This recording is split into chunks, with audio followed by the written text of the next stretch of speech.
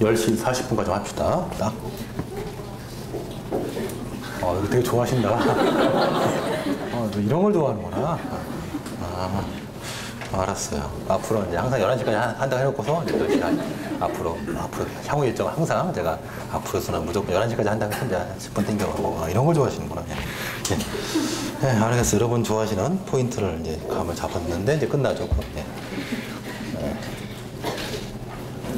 자, 660페이지. 행정구제. 일단, 이 처분사회설명서의 규범은 마치 우리가 이제 행정절차법에 따른 이유제시를 하는 것과 똑같은 거죠. 왜 그런 처분하는지를 알려주는 거죠. 그래서, 우리 행정절차법 23조 이유제시가 있는데 이유제시의 특별 규정이겠죠. 그죠? 그래서 여기에 있으니까 이제 이유제시 부분은 이제 배제가 되겠네요. 처분사회설명서의 교부 해가지고 일본의 공무원에게 징계 등을 할 때 왜 징계하는지 이제 알려주는 거죠. 불이익한 처분을 왜 하는지 알려주는 거죠. 그래서 그거 이제 보고 이제 불복을 하든지 말든지 하는 얘기죠. 읽어보세요.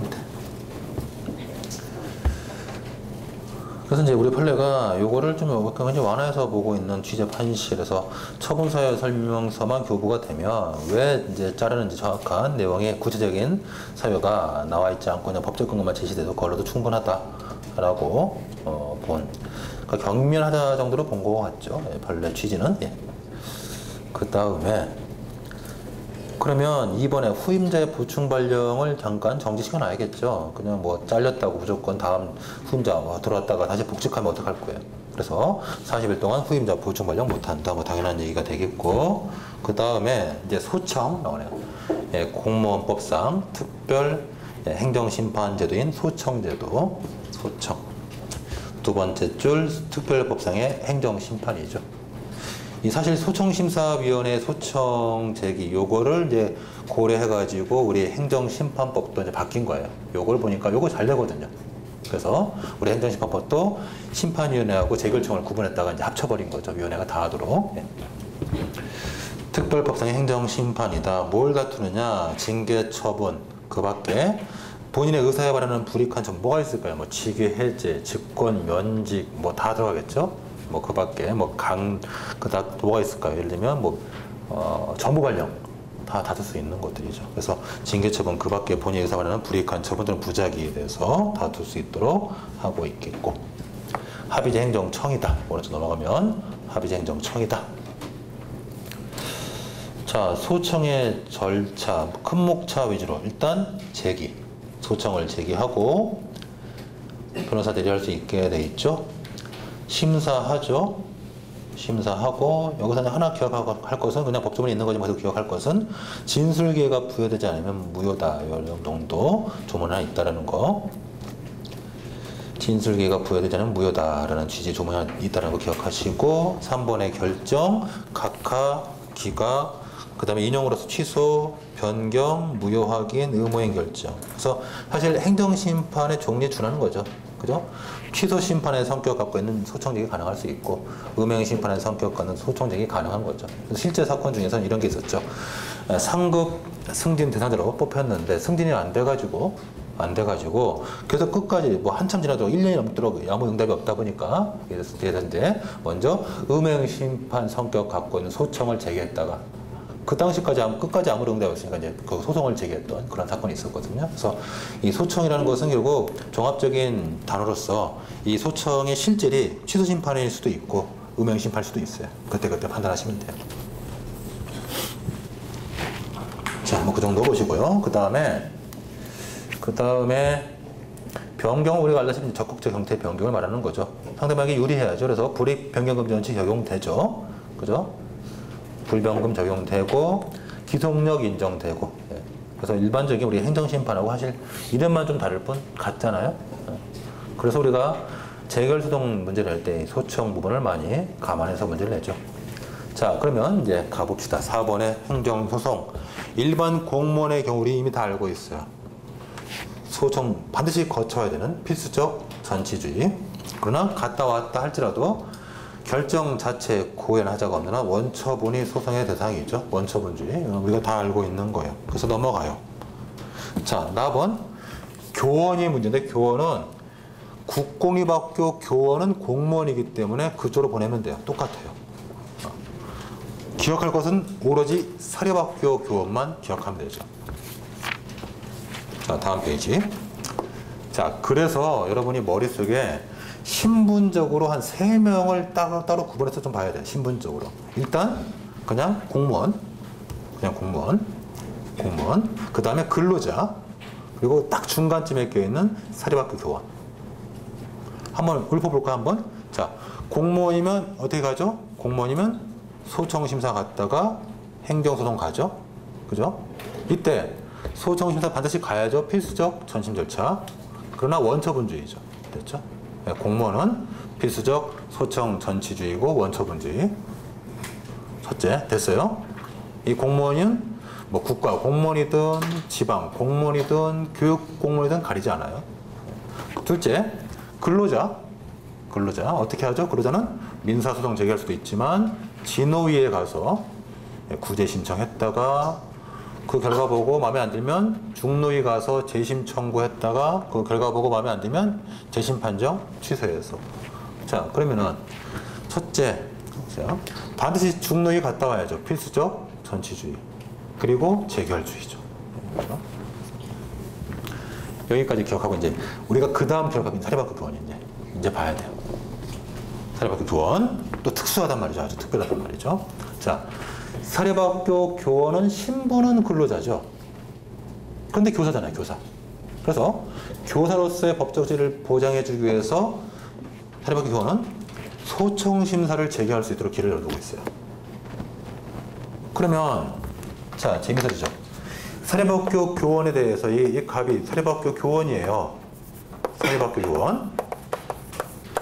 사립학교 교원이면 얘한테 만약에 해임을 해도 이건 해임이 아니라 해고죠. 해고.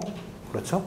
실제가 해고가 돼서 얘는 뭐가 돼요? 결국 해고니까 행정처분이 아닌 단순한 그냥 사법상의 행위죠. 그죠? 행위잖아요. 그러니까 당연히 민사소송을 제기해서 해고 무효확인소송 제기할 수 있지만 그와 별도로 교원이라는 점을 고려해서 뭐 할 수 있느냐. 자, 학교 측을 해볼게요. 교원 소청심사위원회에다가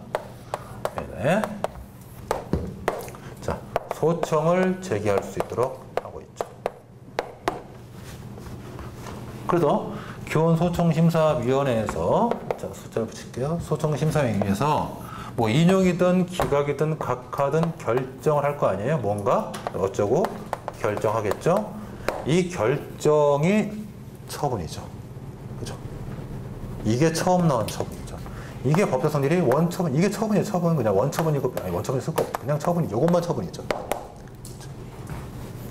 그러면 갑이 만약에 저 결정에 불복을 해서 자, 취소 소송을 제기한다면 행정법원에 취소 소송을 제기한다면 자, 당연히 이 결정만이 소송의 대상이죠. 그죠? 이것만 대상 아니겠어요? 이것만 대상이죠. 재결주라고 말했으면 바보죠. 재결주가 아니죠. 이것만 소송의 대상이고 이것만 다투는 거예요. 이것밖에 다툴 게 없는 거예요. 그렇죠? 피고는 누구야? 피고는 항상 소청심사위원회. 그렇죠. 특별하죠? 특별하잖아요. 그러니까 우리가 머릿속을 기억하려면 세 놈이에요. 세 놈 지금. 그죠? 그냥 공무원. 그 다음에 근로자. 그리고 중간적 상태로 가서 교원. 근로자도 아니고 교원도 아니고. 근로자도 아니고 공무원도 아닌 이 교원. 자, 그러면 보십시다. 그래서 기억해야 돼요. 662페이지 양가로 2번 사립학교 교원 별표 때려 박으시고 사립학교 교원이 교원소청심사위원회 결정에 불복해서 행정소송을 제기할 때 제가 중요하니까 따옴표까지 달아놨죠. 교원소청심사위원회만이 피고예요. 그리고 그 결정만이 대상이죠. 다른 거는 다툴 게 없죠. 여기서 무슨 원처분주의니 재결주의니 이런 거 쓰면 이제 바보가 되는 거죠. 그죠? 무슨 전심 절차니 이런 거 써도 바보 되는 거죠. 그죠? 바보예요. 왜? 그런 거 쓸 여력이 없어요. 그냥 요거밖에는 다 소송을 제기할 대상이 없는 거예요. 요거밖에는 없잖아요. 그래서 교원 소청 심사위원회를 필요로 그 결정을 대상으로 해야 한다. 물론 민사소송을 제기해도 된다는 얘기예요. 물론 다음 문단은 그래서 선택할 수 있다는 얘기죠. 자, 그러면 밑에 판례를 읽어보십시다. 판결지 1번 사립학교 교원에서 첫 번째 줄 끝에 사립학교 교원과 학교법인과의 관계는 공법상의 권력관계라고 볼 수 없죠. 그러므로 학교법인의 해임 처분을 취소소송의 대상이 되는 행정처분이라고 볼 수 없다. 그러므로 너는 민사소송을 제기할 수도 있다. 그러나 2번 사립학교 교원에 대한 해임 처분에 대한 구제 방법으로 민사소송 외에 교원 징계 재심위원회, 이름 바뀌어가지고 교원 소청심사위원회예요. 교원 소청심사위원회에다가 소청을 제기하고 이런 교원 소청심사위원회의 결정에 불복해서 행정소송을 제기하는 방법이 있는데 이 경우에도 행정소송의 대상되는 처분은 당연히 교원 소청심사위원회 결정만이지 학교법인의 해임 처분은 처음부터 행정처분이 아니죠. 사법행위잖아요. 그 다음에 교원 소청심사위원회 결정이 행정심판의 재결이냐 그것도 아니란 얘기예요.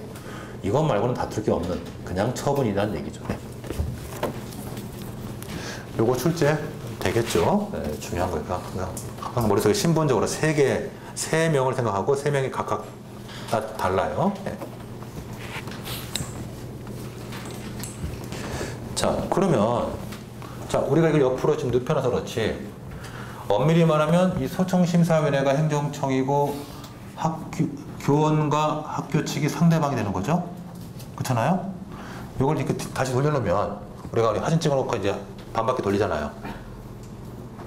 그죠? 우리가 안 찍어봤 그런 거 안 하죠? 그러면 사진 같은 거 안 찍죠. 이렇게 카메라로 사진 찍으면 이상하니까 한 바퀴 돌리잖아요. 이렇게 눕혀진 거. 그럼 이것도 한번 돌려보자고요. 딱 찍어놓고 이거 돌려면 결국 소청심사위원회가 행정청이고 갑과 학교는 대등한 위치가 되는 거죠. 그러면은 사립학교 교원이 이 소청심사위원회 결정에 불복할 수 있으면 당연히 학교 측도 불복할 수 있어야죠. 그래서 종래 불복을 막았던 이 특별법이 위헌선언 됐잖아요. 그래서 이제 학교 측, 그래서 뭐 학교 법인, 뭐 이사장, 뭐 학교장 다 불복할 수 있게 됐죠. 당연한 거 아니겠어요? 이렇게 불복이 가능해야지 소위 대심 구조에 충실한 것이 되죠. 네, 그래서 그 얘기예요. 자, 그러면 자, 이건 무슨 얘기 한번 봅시다. 답은 학교법인 사립학교 경영자 학교장의 경우 첫 번째 양가로 1번 학교법인 경영자 헌법재판소는 소청심사의 결정에 대해서 교원은 행정소송을 제기할 수 있는데 학교 쪽은 막아놨었거든요. 이 특별법이 위헌이 있다라고 선언했는데 뭐 위헌의 이유는 오른쪽에 나와 있듯이 뭐 대신군주에 반한다 이런 것도 있을 수가 있고 뭐 무기평등 원칙에 반한다 이런 것들도 충분히 제시할 수 있을 거고요. 이에 따라 이제는 학교법인도 사립학교 경영자도 소송을 제기할 수 있다. 자, 그 다음 이 얘기가 문제죠.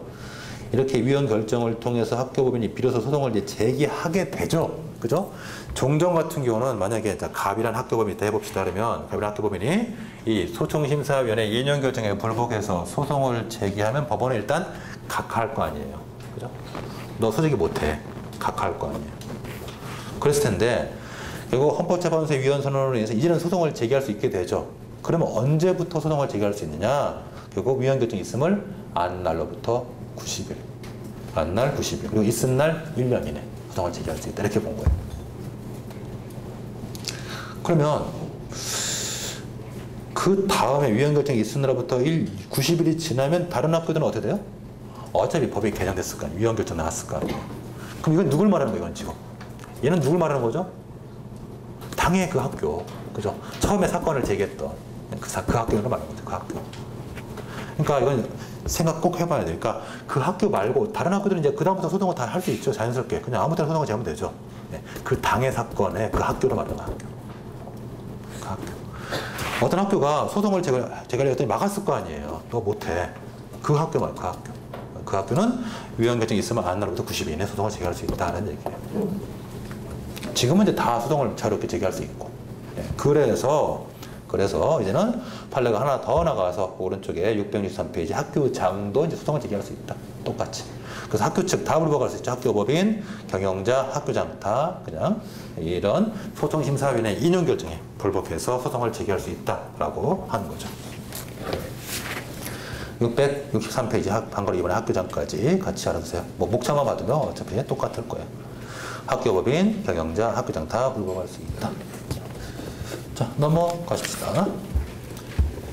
이 부분은 방금 봤던 부분 사례도 많이 나오고 굉장히 많이 나오는 테마니까 잘 봐주세요. 자, 또 중요한 테마가 계속 나오죠. 664페이지 공무원의 권리 의무 책임, 특히 공무원의 권리에서 보수 청구권은 뭐 읽어보시면 되죠. 공무원의 보수라는 것이 법정된 권리이기 때문에 법률상이익이다. 그렇죠? 법률상이익이죠. 네, 그러므로 공무원이 자, 예를 들면 해임당했어요. 해임 처분 다투고 있는 와중에 자신의 임기가 만료됐다. 또 정년 도달했다. 이럴 때 자, 주된지로서 법적진 회복이 되지 않는다 할지라도 급여 청구액이 법률상이익이죠. 소송을 제기할 수 있게 되겠죠. 뭐 그런 것들이 우리가 여기서 나오는 얘기들이에요. 네. 자, 됐고요. 그 다음에 뭐 그냥 1번은 읽어보시고 보수 청구권 3년, 5년 뭐 하여튼 뭐 그 공권은 기본적으로 소멸시효가 3년, 10년이 아니라 3년, 5년이죠. 그렇죠? 네. 사법상의 권리는 뭐 3년, 10년인데 보통 이렇게 행정법적 공권은 이제 3년, 5년으로 가요. 3년, 5년. 자, 그 다음에 2번에 연금수급권. 요거 우리가 이미 당사자 소송에서 이미 다 했던 거니까 확인만 하고 가십시다. 연금 받을 권리, 연금 수급권, 가본의 의, 납본의 성질, 봉금 후불적 성격도 있다. 자, 다본의 급여 결정 및 쟁송수단. 이건 다 했던 거죠. 연금을 신청할 권리는 결국 연금법이 정한 사유 발생. 보통 20년 이상 근속하면 발생하죠. 그래서 군인들이 목숨 걸고 보통 소령에서 대령, 소령에서 중령 넘어가려고 열심히 일하시고 하는 것이 중령이 돼야지 계급정년이 풀려가지고 20년 이상 복무할 수 있기 때문이에요. 자, 소령은 19년 6개월까지만 복무할 수 있게 돼 있죠. 뭐 지금은 바뀌었는지 모르겠지만 제가 군대 있을 때는 그랬었고. 자, 계속 가봅시다. 그래서 연금법이 정한 사유 발생으로 당연히 생기지만 현실적으로 행사하기 위해서는 결국 기관장의 확인을 얻어가지고 결국 안전부 장관의 결정을 받아야 된다. 다만 이 권리가 이 권한이 위탁되어 있다. 그래서 결국 연금관리공단에 이제 연금 지금 신청했다가 그에 따라서 이제 결정 받아가지고 연금을 받는 거죠. 자, 쟁송수단 급여 결정에 불복할 때 이거 이미 다 알고 있는 거예요. 그래서 불복이 있는 자는 이제 재심을 신청했다가 여전히 불복이 있으면 이제 소송을 제기할 수 있게 돼 있죠. 자, 이거 다 봤던 거고. 그 다음에 오로서 나번에 연금을 받아오다가 갑자기 법이 바뀌어가지고 연금 지급이 거절됐다 또는 중단됐다. 이때는 당사자 소송 제기하면 되죠. 다 했던 것들이죠. 당사자 소송 제기해서 연금을 달라고 청구할 수 있고, 만약에 이때 당사자 소송을 제기되는데 항고소송으로서 취소송을 제기했으면 일단 법원은 행정소송법 21조에 따라서 소변경 해주면 되죠. 자, 이미 다 했던 거니까 넘어가고요. 3번 실비변상 받을 권리 뭐 됐고. 자, 이제 노마트 2번 요걸 한번 보십시다. 직무명령의 적법요건과 부하 공무원의 심사권. 요거는 시험에 나올 테마가 또 하나 되죠. 네. 자, 먼저 우리가 이 논의를 좀 편리하게 하기 위해서 667페이지의 판례를 먼저 보십시다. 667페이지 제일 상단에 있는 소위 심재륜 고검장 사건. 667페이지. 그 첫 번째 판례가 심재륜이라는 아주 유명한 분이죠. 심재륜 고검장 사건. 이건 정식 사건명이 바로 이거예요. 심재륜 고검장 사건. 판례가 정식으로 쓰는 사건명이에요. 자, 어떤 사건인지 한번 읊어보십시다. 이 검사가 심재륜 씨예요. 고검장이었죠. 근데 뭐 여러 가지 이제 안 좋은 소문이 들리니까 검찰총장이 출석을 명령한 거예요. 대질신문 받으러 와라. 참고인으로 출석하라. 그러니까 기분 확 상했죠. 네가 뭔데 나보고 오라 가라 하냐. 그래서 기분 확 상해가지고 출석 명령 거부하고 자기가 이제 출장 신청서를 자기가 써서 자기가 승인하죠. 그 정도 점프하면 되죠. 그래서 자기가 출장 승인을 자기가 낸 다음에 서울로 올라가죠. 올라가요. 어쨌든 대검찰청까지 가요. 가서 기자회견 하죠. 그래서 기자회견 내용은 뭐 아주 간단해요. 나 빼고 다 나쁜 놈이다. 다 죽어라. 뭐 이런 거예요. 뭐 그런 간단한 내용이에요. 다 썩었다. 죽어라. 이런 얘기고 나만 괜찮다. 다 죽어라. 이런 얘기죠. 뭐 그런 얘기를 이제 기자회견 해요. 그러니까 이제 열받죠. 그래서 이제 법무장관이 잘라버리죠. 가장 중요한 징계 한단 말이죠. 그래서 이제 그게 문제가 됐던 사건이에요. 자, 그러면 자, 이거를 제가 간단하게 한번 그림으로 한번 설명해 드릴게요. 이 사건은 아주 중요한 사건이에요. 자, 이 값이 이제 심재륜씨라 해봅시다. 지금 뭐 하시는지 모르겠어요. 국회의원 한번 나왔던 기억은 나는데 되셨는지 기억이 안 나네요. 자, 지금 뭐라 할까요? 화면을 할까요? 그냥 편의상 그냥 징계면직 합시다. 그냥 이렇게 하면 다 되니까. 징계면직 당해서 잘렸죠? 잘렸어요. 징계면직. 자, 사유가 1. 상관의 명령, 직무상의 명령에 대한 복종 의무 위반. 첫 번째 사유. 또 하나의 사유가 검사로서의 체면 또는 위신을 손상시켰다. 이런 이제 징계 사유가 있었던 거죠. 한 두 가지 사유가 제시가 되면서 이제 징계 면직을 당한 거예요. 그러니까 이제 당연히 전심 절차를 거쳐와야죠. 거쳤다 가정하고 소송 심사를 갔다 왔다라고 가정하고 어차피 뭐 갔다 와봐야 뭐 별 실의가 없을 거예요. 그죠? 갔다 와서 이제 소송을 제기한 거예요. 자, 취소 소송을 제기했겠죠. 여러분이 갑이라고 생각하면 두 가지를 주장할 거 아니겠어요? 첫 번째, 자, 여러분의 갑이에요. 주장 1. 첫째, 징계 사유 없다. 그러니까 복종의무 위반 안에 그런 거 없고, 그러니까 둘 다 이 두 가지 다에 대해서 징계 사유 없다. 난 징계 받을 이유가 없다. 요거 주장했겠죠. 저거 두 개 다 시비 걸어가지고. 그 다음에 뭐 했을까요? 주장 2번째, 징계 사유가 존재한다 할지라도 파면 너무 과한 건데 그동안 해왔던 것도 있고 한데, 그래서 너무 과하다. 그래서 비례 원칙 위반 이런 거 주장하는 거죠. 이렇게 이제 들어간 거예요. 이제 공방이 이제 벌어지는 거죠. 자, 그러면 여러분이 이 문제를 자, 소제기가 적법하다고 가정했을 때 이제 본안만 따져봅시다. 제일 먼저 어떻게 볼 거예요? 제일 먼저 쓸 테마. 저 징계 처분이 재량인지. 첫 번째. 그죠? 그래서 첫 번째 쓸 테마가 저 징계 면직이 재량인지. 바로 뒤에 나와요. 재량이에요. 좀 이따 볼 거예요. 저 징계 면직 우리 판례는 공무원에게 징계를 할지 말지, 어떤 징계할지 다 재량이 있다고 봐요. 좀 이따 볼게요. 일단 첫 번째 테마가 그러면 당연히 자, 징계 면직 처분이 재량인지 여부, 여기 첫 번째 테마겠죠? 재량이다. 두 번째 이제 뭘 봐야 되겠어요? 그럼 이제 주장한 대로 징계 사유가 존재하는지 여부. 그래서 이제 첫 번째 뭐가 있겠어요? 사유 1. 그죠? 그래서 직무상의 명령에 대한 복종을 위반했다. 요 부분과 그 다음에 검사로서 체면 위신을 손상했다. 요거 이제 두 가지를 판단하면 되죠. 사유 2. 그죠? 판단하면 될 거 아니에요? 자, 이때 이제 나왔던 테마예요. 그러면 여러분 저랑 같이 국가공무원법 제55조를 보십시다.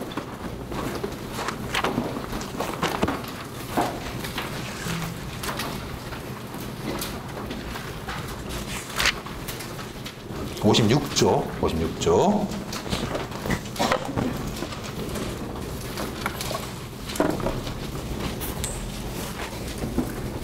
자, 56조 성실 의무에 보면은 56조 법령을 준수하며 성실히 직무를 수행해야 된다. 56조죠. 그 다음 57조 보세요. 복종 의무. 자, 여러분 법령 준수무가 56조에 있어요. 꼭 알아둬야 돼요. 법령 준수무가 따로 항목이 있는 게 아니라 56조예요. 57조, 지금 57조겠죠? 직무를 수행할 때 소속 상관의 직무상 명령에 복종하라. 자, 검찰총장은 소속 상관이긴 하죠. 그러나 검사에게 참고인으로 출석하라는 것은 직무상의 명령이 아니죠. 직무와 관계가 없잖아요. 그래서 일단 이 사유 1번 요게 이제 결국 해당성이 없다라고 밝혀진 거죠. 직무명령이 아니니까 해당하지 않는다 라고 했던 거예요. 자, 그런데 하나 더 봅시다. 또 관계되는 부분을. 자, 저 뒤로 좀 넘어가서 78조 징계 사유.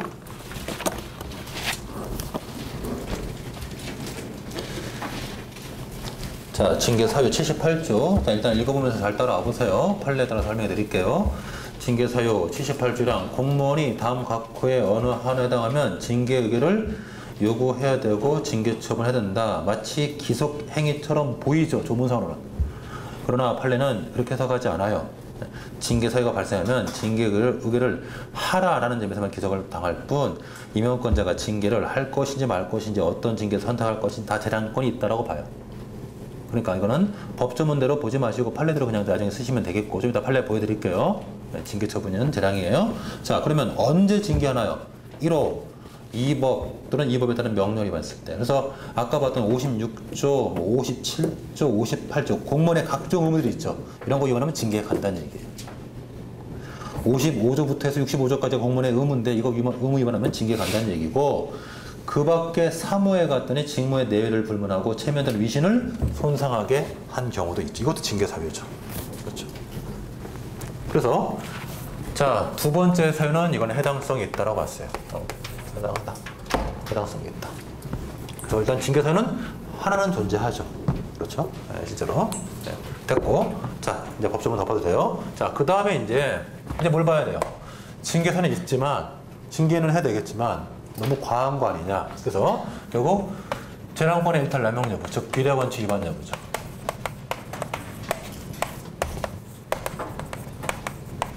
요거 이제 따져봐야죠. 비례원칙 인정돼 보이죠? 그죠? 징계 사유가 이렇게 무거운 건 아닌데도 불구하고 가장 무거운 징계 했잖아요. 뭐 그 밖에 이제 보면은 이 양반이 검사로서 한 30년 이상 일했던 것도 나오고, 그 다음에 뭐 그동안 뭐 특별히 잘못도 없었고, 명예도 좀 존중해야 되겠고, 이런 것들 쭉 나와요.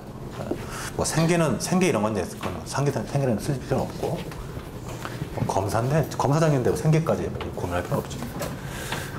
그래서 이제 비례원칙 위반 여부에서 비례원칙을 위반했다.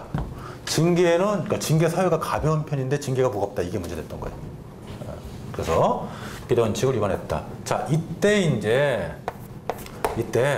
이건 이제 주장했다 하는데, 이때 피고가 이걸 주장했어요. 여기서 이 사건은 재밌는 거예요. 사정 판결.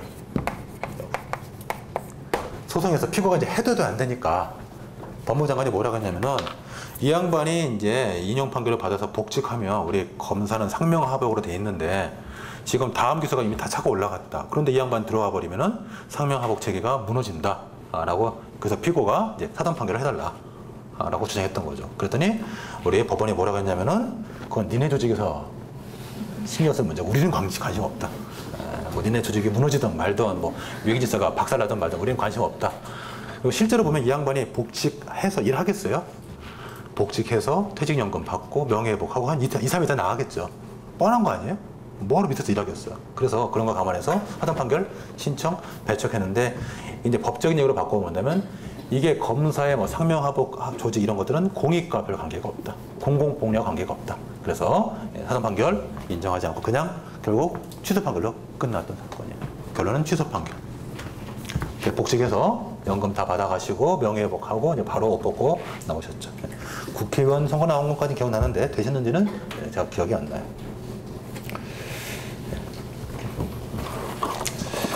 그게 신재륜 고우면 사건. 아주 유명한 사건이니까 이걸 바탕으로 일단 이 얘기를 공부한 다음에 이제 이 내용을 보도록 하십시다. 자, 665페이지.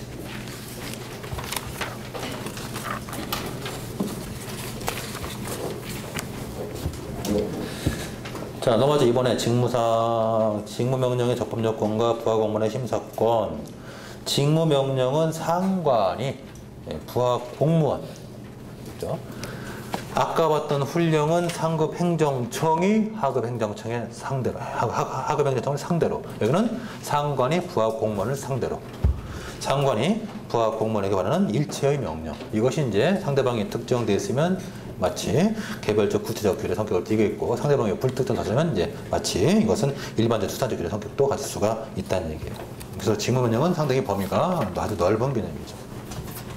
그러면 넘어가 보시면, 그래서 개념상으로는 훈령하고 구별돼요. 훈령은 상급 행정청이 하급 행정청의 직무 행사의 범위에 대해서 결정하는 것이고, 직무명령은 상관이 부하 공무원의 직무에 관련돼서 명령하는 거예요. 개념상 다르지만 직무명령이 좀 더 내용이 크다 보니까 일반적 수상 접기도 가능하다 보니까 거기 666페이지 두 번째 줄 훈령은 상대방을 구속하는 결과 수명기간의 구성원인 공무원도 구속함으로 훈령이 직무명령이 되는 경우도 있다. 결국 직무명령은 훈령적 직무명령과 비훈령적 직무명령을 구분해 볼 수 있다는 얘기니까 훈령에 관한 논의가 직무명령에 포함되는 거죠. 그래서 제가 아까 앞에서 논의를 하다 만 것은 여기서 쓰면 되니까. 그래서 네. 자, 그 다음에 두 번째. 그래서 앞에 그 훈령 부분 보시면 내용이 똑같아요. 별 차이가 없어요. 자, 이번에 직무명령의 적법요건, 이거는 좀 알아두시고 암기합시다. 형식요건과 실질요건을 나눠본다. 형식요건에서 이제 첫 번째 소속 상관이 발해야 되는 것인데, 지금 아까 봤던 심재령 고검 사건은 첫 번째 요건은 충족했죠. 그죠? 그러나 두 번째도 걸렸죠. 부하공무원의 직무에 관한 것인데 여기가 아니죠. 그죠? 예, 검사에게 참고인으로 출석하라라고 하는 것은 검사의 직무하고 아무 관계가 없어요. 두 번째 요건에서 탈락된 거죠. 아까 신재령 고검 사건은 탈락된 거예요. 그 다음에 3번은 뭔가요? 부하공무원의 직무상 독립이 보장된 사항이 아닌 것. 예를 들면 감사원 같은 경우는 천상천하 유사독점. 즉 다시 말하면 감사원은 소속상 대통령의 직속기관이긴 하지만 직무상 완전히 독립되어 있잖아요. 그러니까 감사원에 대해서는 명령이 허용되지 않는 거예요. 그죠? 예. 대통령이라 할지라도 아무리. 물론 그렇게 말하지만 실제로는 안 그럴 수도 있지만 어쨌든 법상으로는 감사원의 어떤 감사원 공무원에 대해서 대통령이 직무상 명령할 수는 없어요. 예. 그리고 형식을 갖춰야 된다. 여기까지가 형식 요건. 그리고 실질 요건이 아까 봤던 56조 법령에 위반되지 말아야 된다. 자, 그러면 자 3번 논의 한번 보십시다. 3번 하자에 있는 직무명령에 대한 부하공무원이 심사해서 그 명령을 거절할 수 있느냐, 이거 하는 얘기예요. 자, 문제점. 직무명령의 형식요건은 외관상 명백한 것이므로 부하공무원은 이를 심사할 수 있고 이를 거부할 수 있다. 그러면 앞서 봤던 심재령 고검 사건은 여기서 끝나죠. 학설 쓸 필요 없죠. 끝난 거예요. 이게 중요한 거예요, 지금. 앞서 봤던 심재령 고검 사건은 밑에 학설 판례 이런 거 쓸 필요 없어요. 이거는 쓰면 안 돼요. 왜냐면 이미 끝난 거라면 이미 형식 요건에 관한 문제이기 때문에 심사 거부할 수 있다. 심사에서 복종 거부할 수 있다. 끝난 거예요, 이미. 더 쓰지 말아요.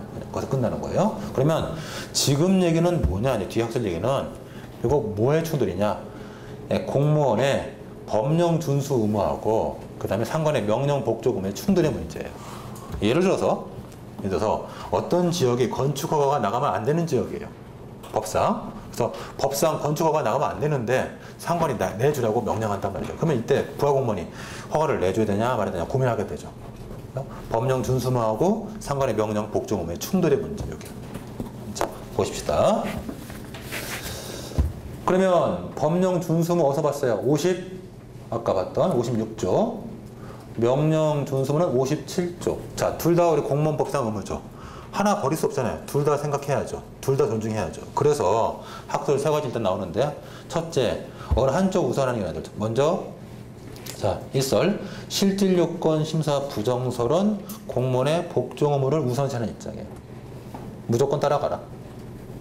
그러면 법령 준수무는 형해화되는 거죠. 이런 입장 취할 수 없고, 두 번째, 공무원의 법령 준수무를 더 강조하는 입장, 이게 실질요건 심사 긍정설. 그러면 상관은 위신이 없어지는 거죠. 직위 체계가 무너지죠. 그래서 우리는 3설, 항상 중간적 입장, 3설. 명백설, 소위 명백설, 3설이 절충설 또는 명백설. 그래서 상관의 명령이 법상 명백히 위법할 때 이때는 복종을 거부할 수 있다. 소위 명백설. 뭐 고문하라 라는 취지처럼 명백히 위법하다. 누가 봐도 법에서 반한다. 건설, 건축법 보면 누가 봐도 위법한 거다. 그러면 이것은 상관의 명령에 복종하지 말라는 얘기죠. 절충설. 자, 밑에 판례 절충설, 명백설이라고 불러요. 명백설, 절충설. 가혹행위 하라는 상관의 명백한 위법한 명령이 있으면 그 복종을 거부해야 되고, 오히려 복종하면 각종 징계, 뭐 제재, 형사제재 받는다라는 얘기죠. 이 판례가 오른쪽 667페이지 두 번째 판례인데 판례 번호가 87도인 걸 보면 형사사건이죠. 그죠? 예. 자, 당연히 검토는 중간적 입장인 절충사. 양쪽 의무는 다 법상 의무니까 다 존중하는 차원에서 상관의 명령이 명백하게 불법일 때만 복종을 거부하는 명백성 절충사를 취하자라는 얘기예요. 자, 넘어갑시다. 그 다음에 667페이지 노마자 3번에 비밀 엄수 의무에서 1번의 비밀에 의해서 요 밑에 사건이 소위 이문옥 감사관 사건이죠. 667페이지 제일 밑에 있는 판례 이문옥 감사관 사건. 이문옥 감사관이 기업의 비업무용 부동산 실태를 열심히 조사해가지고 이제 공개하기 직전에 이제 상관에게 올리기 직전인데 어느 누구로부터 압력을 받은 거예요. 그래서 이 사건 그만 사건 조사하고 중지하라. 그러니까 이 양반이 열받은 거죠. 열받아서 그때 한겨레 신문이 처음 생겼어요. 생긴 한겨레 신문 사다가 기자 불러가지고 자료를 넘긴 거죠. 그래서 그 자료가 공개돼가지고 이제 아주 큰 사건이 발생한 거죠. 그래서 이분이 이제 잘렸죠. 그 사건이. 그래서 이 양반이 그때 다투었던 이 사건이고 그 양반도 그 정치기로 나중에 헌신해서 국회의원이 됐는지 모르겠어요. 한번 국회의원 나간 것도 기억나는데 하여튼 공무원법 사건만 터지면 다 국회의원 나가죠. 자, 그때 이제 우리 판례가 소위 비밀에 대해서 형식설 취하다가 입장을 바꾼 거예요. 실제설로. 자, 보십시다. 국가공무원법상 직무상의 비밀은 두 가지를 갖고 해야 돼요. 첫 번째, 비밀성과 두 번째, 실질설. 비밀성과 필요성. 비밀성과 필요성. 자, 비밀성인 것은 남들이 잘 모른다는 얘기죠. 필요성은 보할 가치가 있어야 된다는 얘기예요. 자, 그래서 남들이 다 알고 있는 건 비밀이 아닌 거죠. 여러분 군대 가면 이런 일이 많아요. 군대 가면 정말 뻔한 일인데 대비 시켜가지고 그 문서 훼손하면 영창 가요. 옛날에 제가 군대 이제 행정병이었었는데 저희 바로 동기였던가 후임이었던가 선임이었던가 기억이 안 나서 제 또래였는데 그냥 문서 하나를 쇠절기 알죠? 쇠절기. 이게 딱 완전 가로 만드는 거. 거기다가 문서를 이렇게 넣었던 거예요. 알고 보니까 그게 비밀 문서. 그래서 완전히 큰일 났어요. 난리 났어요. 지금 비밀 문서가 완전히 쇠절돼가지고 조각이 한 수천 권 정도 났어요. 군대는 안 되는 게 없죠. 그거 다 따마셨어, 우리. 따마셨어요. 그냥 종이 펴가지고 다 따마셨어요. 군대는 못하는 게 없어요. 그래서 다 돼요. 안 되는 게 없어요. 따맞춰가지고 복사해가지고 살렸던 기억이 나요. 그런 일도 있어요. 군대 가면 안 되는 게 없으니까. 그런 때가 이제 우리가 형식을 취하면 이제 우리가 비밀의 폐해를 느끼게 되죠. 그래서 판례가 입장을 바꿔서 실질설이다. 그래서 실질설을 취할 때 두 가지 키워드죠. 비밀성, 필요성. 비밀성, 남들이 잘 모른다. 필요성, 가치가 있어야 된다. 두 가지. 그래서 실제 사건에서 이문학 감사관 사건에서 우리 판례가 그 기업의 비업무용 부동산 실태는 남들이 그냥 조금만 검색하고 하면 다 알 수 있는 거다. 그래서 이거는 비밀성도 없고 그 다음에 오히려 공개가 되면 국민이 더 좋다. 국민에게 유리하다. 그래서 국민의 경제정의 회복에 유리하다. 그래서 필요성도 없다. 그래서 결국 이문학 감사관에 대한 징계에 대해서 우리 판례가 취소 처분을 했던 사건이 있었죠. 그래서 이 양반도 이제 복직하고 옷 벗고 나와서 정치로 뛰어드셨던 사건이에요.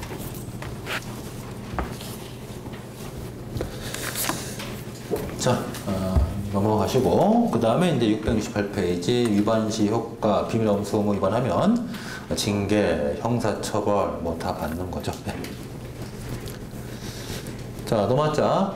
4번에 공무원에 대한 징계 책임, 징계 나와 있죠. 형벌과의 관계 필요 없고 오른쪽에 3번의 일사 부재리 원칙 필요 없고 4번의 징계 사유 아까 봤죠. 다만 4번의 징계 사유 두 번째 문단에 별표 몇 개 따라 박으시고 669페이지예요. 4번의 징계 사유 두 번째 문단 징계 사유에 해당하는 행위가 있다 할지라도 징계권자가 징계를 할 것이냐 말 것이냐 징계하면 어떤 거 할 것이냐 재량이다. 요거 꼭 외워두세요. 법조문하고 좀 다르죠? 네, 외워둬야 돼. 그래서 자 5번에 징계벌의 종류 파면 5년 동안 제명 안 되고 퇴직급여 안 줄 수도 있죠. 거의 안 주죠. 해임 3년 동안 재임용이 안 되고 퇴직급여는 보통 받게 돼요. 강등 다음 페이지. 정직, 감봉, 견책, 그리고 거기 숨어있는 자 공무원법상 징계는 아니지만 불문 경우도 지라는 것도 있죠. 그죠? 네. 자, 징계권자 6번 나와 있고 징계 절차 목차 한번 봅시다. 임명권자가 징계를 요구하면 결국 어떻게 돼요? 요거 징계위원회가 징계 결정을 내리고 그에 따라 가지고 징계를 하는 거죠. 이렇게 흘러가요. 이렇게 보시고 자 8번에 가서 징계단 구제 소정심사에다가 소청을 제기하면 되죠. 네, 그리고 결과에 불복하면 행정소송 제기하면 되겠고 예, 됐어요. 자, 그 다음에 마지막으로 공무원법 노마 저번에 공무원의 변상책임. 이 변상책임은 크게 일단 국가공무원법상, 국가배상법상의 변상책임은 우리가 이미 공부했어요. 구상권의 문제죠. 구상권. 이거는 이미 했던 거니까 넘어가고 이제 우리가 좀 볼 것은 672페이지 3번의 회계관계 직원에 대한 공무원의 회계관계 직원의 변상책임. 이것만 한번 보십시다. 자, 이건 좀 봐야 돼요. 그래서 자, 4번 보세요. 4번 거기다가 좀 체크하고 변상 책임의 판정 및 행사 방법. 첫 번째 이제 소속 기관 또는 감독 기관이 변상 명령하는데 이것도 우리 판례 처분성을 인정하긴 해요.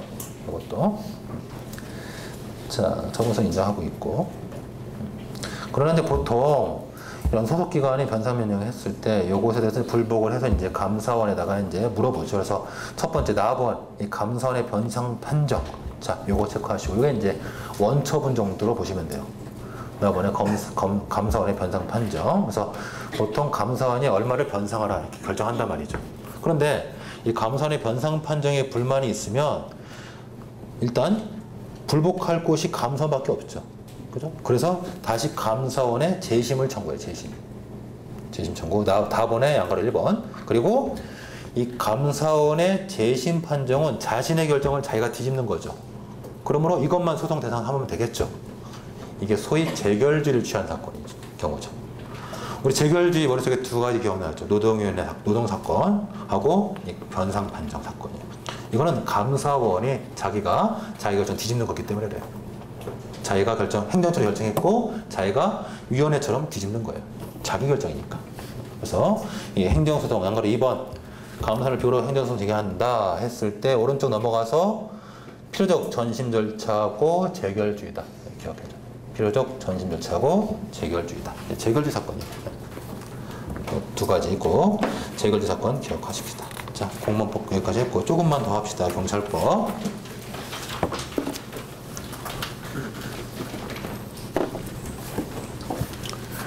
(677페이지) 경찰.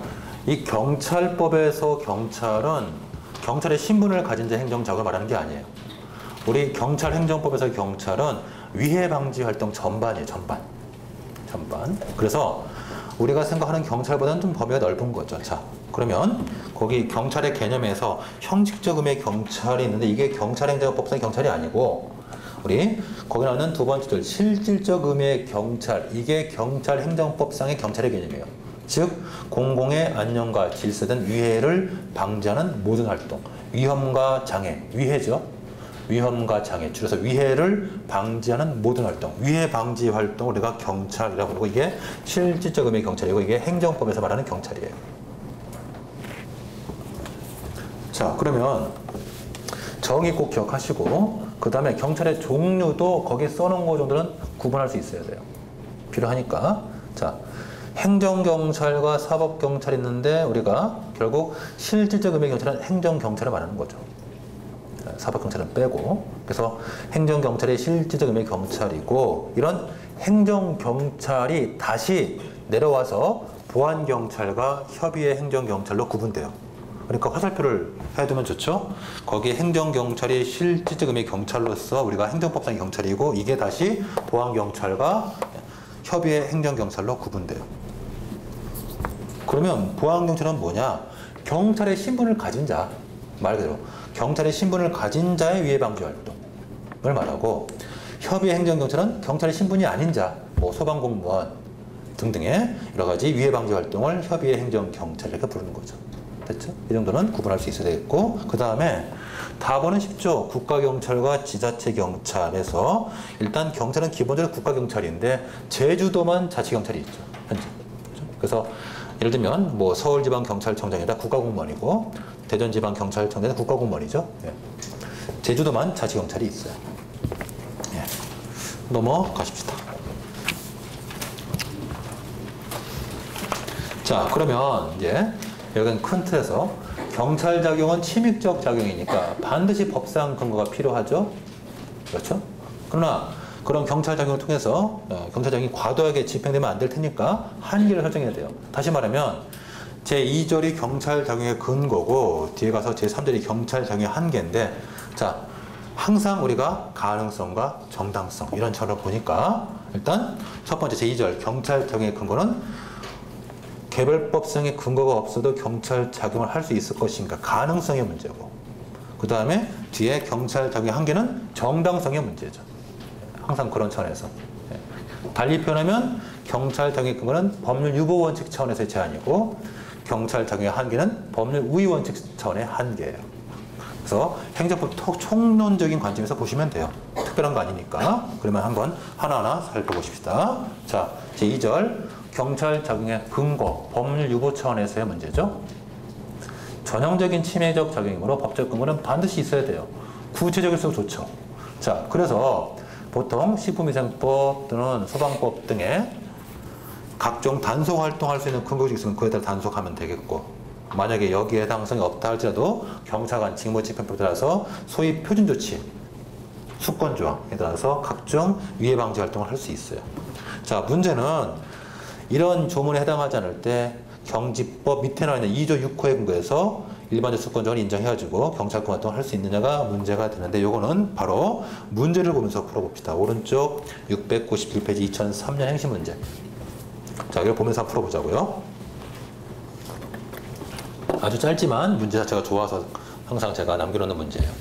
자, 경찰관은 경찰관 직무집행법을 근거로 호스트바를 단속할 수 있는가? 단속을 할 수 있는가? 단속의 가능성을 물어봤죠?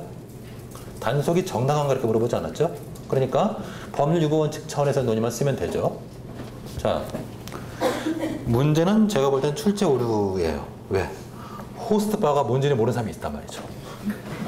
각줄 달아줬어야지, 각줄을, 풋노트를. 그죠? 모르는 사람도 있잖아요. 우리 모르잖아요, 잘. 모르죠? 모르잖아. 여러분 모르잖아. 그러니까 뭔지 모른다. 그래서 못 푼다. 이게 그런 거니까 각줄 달아줘야죠. 알죠? 아신다고 치고. 자, 그러면은 호스트를 단속할 수 있는가 했을 때 일단 지금 문제에서 특별경찰법, 뭐 식품위생법 이런 것들은 공중위생법 이런 것들 쓸 필요가 없을 거고, 경찰관 직무집행법을 동원해 봤을 때 그나마 호스트바 단속에 제일 가까운 게 제 5조예요. 5조. 위해방지 활동. 그래서 5조 한번 보십시다. 경찰관 직무집행 한번 펴봐요. 펴봐요.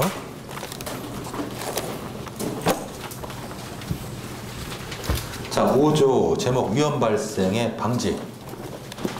다른 거는 막 이거 호스트바 관계없고 그나마 5조가 가깝죠.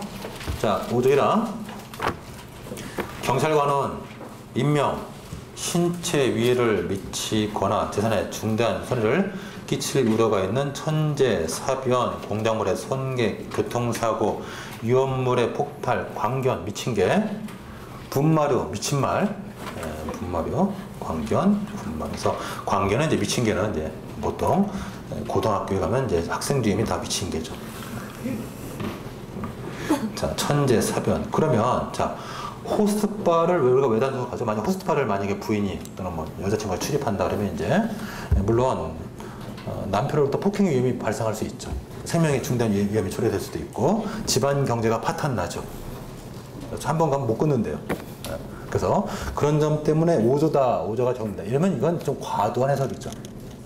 자, 좀 재미삼아 말했는데, 자, 그럼 5조를 읽어보면 5조의 입법 취지 모제가는 뭘 보호하는 거죠? 개인적 법익을 보호하기 위한 규정이죠. 생명, 신체, 재산. 그죠? 5조의 취지는, 5조의 입법 취지는 개인적 법익을 보호하는 거예요. 그런데 우리가 호스트바 단속을 왜 하죠? 사회적 법익의 문제죠. 그렇죠. 선량한 풍속. 풍소. 네. 즉 공소양속의 문제죠. 자, 따라서 5조의 입법 취지를 고려봤을 때 5조를 바탕으로 단속은 못하는 거예요. 그렇죠? 안 된단 말이죠. 입법 취지를 벗어나는 거예요. 그러니까 5조 갖고 안 되니까 이제 마지막 의지할 게 뭐야? 네. 경기법 2조 6호. 네. 공공의 안녕과 질서 유지. 네. 그래서 이를 근거로 하고 단속할 수 있겠는가 문제가 되는 거죠. 이게 소위 일반법에 의한 수권조항 인정 여부, 일반적 수권조항 인정 여부죠. 참고로 독일 같은 경우는 아예 일반적 수권조항을 두고 있어요. 자, 이제 책 봅시다. 자, 678페이지 각조 371번을 보세요. 원래 수권조항을 이렇게 만들어줘야 돼요. 자, 독일은 공공의 안녕과 질서에 대한 위험이 있을 때는 경찰은 필요한 조치를 할 수 있다. 이게 일반적 수권조항이 원래 전형적인 모습이에요. 그런데 우리는 이렇게 안 돼 있죠. 우리는 뭐라 돼 있죠? 경찰관의 직무는 다음과 같다 했고 그 항목 중에 6호 이렇게 나와 있잖아요. 그래서 자, 이제 678페이지 왔어요. 우리는 돌같이 일반적 수권조항이 없는 것처럼 보인단 말이에요. 그래서 두 가지 문제가 있죠. 일반적 수권조항이 필요하냐, 그 다음에 경찰관 직무집행법 제2조 6호의 성격이 어떻냐. 자, 이 두 가지만 한번 보십시다. 첫째, 일단 두 가지로 봐야 돼요. 일반적 수권 조항이 필요한지 여부하고, 그 다음에 나눠서 두 번째가 경찰관 직무집행법 2조 6호의 성격을 같이 봐야 돼요. 첫째, 일반적 수권 조항이 필요하다라는 견해 중에서 경기법 2조 6호가 수권 조항이다라는 설이 있어요. 요게 제 책의 긍정설. 그 다음에 일반적 수권 조항이 필요한데 경기법 2조 6호는 단순한 임무 조항에 불과하다. 임무 조항에 불과하다. 요게 제 책의 입법 필요설. 그리고 일반적 수권 조항은 있으면 안 된다. 오히려 국민이 굉장히 과도하게 기본권 침해받는다. 그래서 필요 없다라는 주장은 결국 경기법 2조 6호는 수권 조항이 아니고 단순한 임무 조항에 불과하다. 이게 이제 제 책에 보통 부정설 이렇게 설명이 되는 거죠. 참고로 지금 이 부분을 제가 강조하는 이유는 제 뉴스를 보니까, 신문을 보니까 박근혜 대통령 이 부분에 관심이 많아서 수권 조항을 만들려고 하는 그런 뉴스를 봤어요, 제가. 그래서 우리도 모르는 사이에 수권 조항이 하나 만들어질 수도 있어요. 자, 뭐 그런 얘기가 되겠고, 그래서 이렇게 정리를 해놨어요. 학설, 긍정설, 부정설, 입법 필요설. 자, 오른쪽에 679페이지 판례는 이거는 이제 공무집행 방해죄 사건이에요. 형사 사건이에요. 그래서 청원경찰이 건축법을 위반해서, 아니 주택법을 위반해서 증축하고 있는 자에 대해서 단속을 들어갔는데, 단속에 대해서 이제 방해를 하고 저지하고 공무집행을 방해하니까 이제 공무집행 방해죄로 처벌을 할 수 있을 거냐, 이게 문제됐던 사건이에요. 이때 이제 우리 판례가 뭐라고 했냐면은 경기법 2조에 근거해서 주택 개축, 위법한 주택 개축을 단속할 수 있다. 단속할 수 있는 거니까 만약에 단속에 대해서 불응해서 만약에 뭐 공무집행을 방해하면 처벌할 수 있다, 이렇게 본 사건이에요. 결국 이런 판례에 대해서 일반적인 견해에 따르면 수권조항이다라고 보통 보고 있고, 물론 이제 반대로 해석하는 사람도 있지만 보통은 수권조항을 인정한 것으로 보통 판례가 보여진다. 그래서 거기 세 번째 줄 1설은 동판례가 일반적 수권조항을 인정한 것으로 보고 있다. 이게 일반적인 다수의 입장에 따른 설명이죠. 그래서 우리 판례가 긍정하고 있다라고 보통 해석하고 있어요. 자, 그 정도. 그래서 검토도 일단 긍정설로 써두신 것이 좋은 것이, 나중에 사례 문제 풀 때 좋아요. 긍정해놓고 뒤에 가서 다만 한계 차원에서 제한하자, 이렇게 보통 많이 검토하게 되니까 긍정하는 쪽으로 쓰는 게 좋아요. 사례 문제를 쓸 때는. 여러분 생각은 부정하는 쪽으로 써도 한다 할지라도 사례 문제 쓰는 긍정하는 쪽으로 쓴 다음에 뒤에 목차 하나 더 써가지고 경찰령의 한계를 통해서 통제하자, 이렇게 이런 식으로 문제를 만들어 가십시다. 자, 오늘 여기까지 하시면 되겠고, 내일은 뭐 진도 없고 끝까지 해서 제한된 시간에 다 할 수 있을 것 같으니까, 오늘 진도 많이 나갔으니까 내일은 똑같이 6시 오셔가지고 수업 끝날 때까지 고생하십시다. 네, 수고하셨습니다. 네.